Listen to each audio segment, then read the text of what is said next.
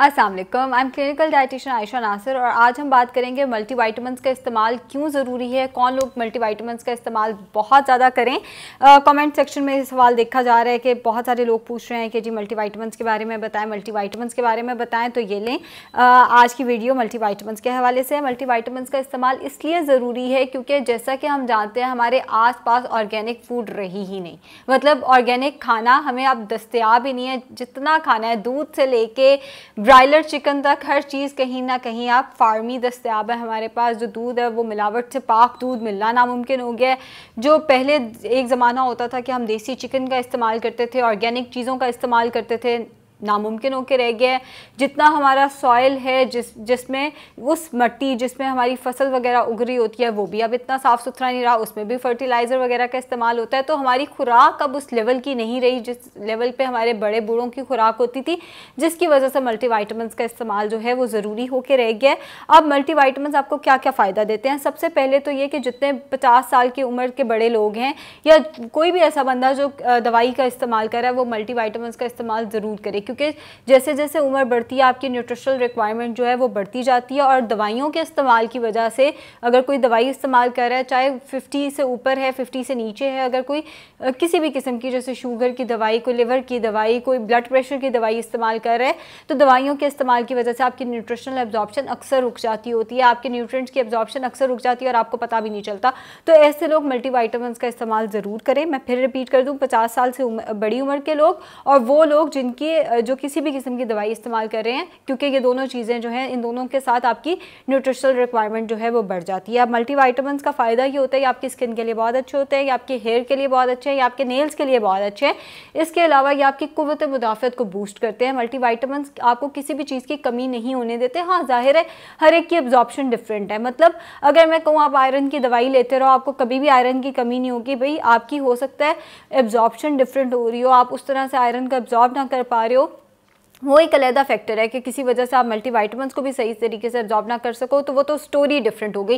लेकिन अगर आप मल्टीविटामिन्स का सही से इस्तेमाल करते हो, डेली इस्तेमाल करते हो, तो आपकी कुव्वत मुदाफ़त बिल्ड होती है, आपकी जो ज़ाहिरी खूबसूरती है जिसमें बाल स्किन वगैरह आ जाते हैं ये बहुत अच्छी रहती है, आपकी हार्ट हेल्थ बहुत अच्छी रहती है। क्योंकि ओमेगा-3 या किसी भी अच्छी कंपनी का अगर आप ओमेगा-3 या फ़िश ऑयल इस्तेमाल करते हो तो वो आपकी हेल्थ के लिए बहुत अच्छा है, आपकी हार्ट हेल्थ को और आपके बालों को, आपकी स्किन को वो अच्छा रखने के लिए बहुत ज़्यादा फ़ायदा है। इसके अलावा बहुत सारी बीमारियों से आप बचे रहते हो, जैसे विटामिन डी की कमी बहुत सारी बीमारियों की वजह बनती है, आयरन की कमी बहुत सारी बीमारियों की वजह बनती है, कैल्शियम की कमी बहुत सारी बीमारियों की वजह बनती है।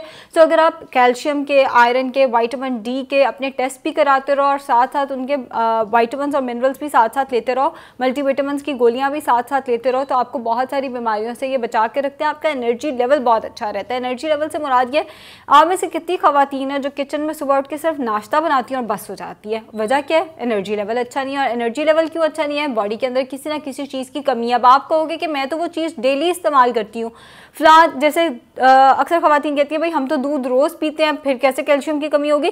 भाई मीनोपॉज के बाद कैल्शियम की एब्जॉर्प्शन ही सही तरीके से नहीं होती, जिसकी वजह से आपको कैल्शियम की कमी हो सकती है। 1000 दवाइयाँ आप ऐसी इस्तेमाल कर सकते हो जिसकी वजह से आपको कैल्शियम की कमी हो रही है। सो मल्टीविटामिन्स का इस्तेमाल जो है वो आपको बहुत सारी बीमारियों से, आपके बहुत सारी बीमारियों से बचाता है, आपके एनर्जी लेवल को सही रखता है, आपको एक हेल्दी एजिंग, एक अच्छे खूबसूरत बुढ़ापे से गुजारता है। हम कितनी एक्ट्रेसेस को देखते हैं और कहते हैं कि हमारे बाप दादा के ज़माने में होती थी और अभी हम जवान हो गए और ये हमारे जैसी दिखती हैं। वजह क्या है कि वो मल्टीविटामिन्स का इस्तेमाल करते हैं। अब कौन से मल्टीविटामिन्स का इस्तेमाल करना है ये बताना थोड़ा सा मुश्किल इसलिए कि हर एक की रिक्वायरमेंट डिफरेंट है। लेकिन अगर मैं जनरल बताऊँ तो आपने अपना आयरन का टेस्ट ज़रूर कराना है। अगर आयरन की कमी है तो उसका सप्लीमेंट ज़रूर इस्तेमाल करें। विटामिन डी की ऑलमोस्ट हर एक को कमी है तो विटामिन डी एक दफ़ा अपना ज़रूर टेस्ट करा लें। अगर आपने कोई टेस्ट नहीं कराना तो बहुत सारे हमारे पास सप्लीमेंट्स ऐसे हैं जिनमें तमाम विटामिन्स मौजूद होते हैं। आप किसी भी फार्मेसी पे जाएं, उन्होंने कहा कि हमें कोई अच्छे मल्टीविटामिन्स दे दो, सस्ते की तरफ नहीं जाना, लोकल की तरफ नहीं जाना कि जो सबसे सस्ते पड़े हैं वो दे दें, नहीं, किसी अच्छे ब्रांड के कोई अच्छे से मल्टीविटामिन्स का आपने इस्तेमाल करना है। इस्तेमाल का तरीका ये है दोपहर के खाने के दरमियान में या रात के खाने के दरमियान में इनको इस्तेमाल करें। 1 घंटा पहले, 1 घंटा बाद चाय, coffee, green tea, lemon grass, किसी किस्म का कहवा आपने इस्तेमाल नहीं करना। हाँ, आप सौंफ, इलायची, पुदीने का कहवा इस्तेमाल कर सकते हो और किसी किस्म का कहवा इस्तेमाल नहीं करना। अगर आप आयरन का सप्लीमेंट ले रहे हैं, दूध के साथ नहीं लेके बैठ जाना। आयरन का सप्लीमेंट लेना है तो विटामिन सी यानी नींबू पानी के साथ इस्तेमाल करना है। वैसे आइडियल ये है कि आप कोई एक अच्छा सा सप्लीमेंट जिसके अंदर तमाम विटामिन मौजूद हों, आप कोई एक अच्छा सा सप्लीमेंट किसी भी ब्रांड का ले लें एंड वो दोपहर के खाने के दरमियान में बिल्कुल इस्तेमाल कर ले। 1 घूंट पानी के साथ सप्लीमेंट लिया और उसके बाद आपने अपना खाना कंटिन्यू कर लिया। शुक्रिया बहुत बहुत।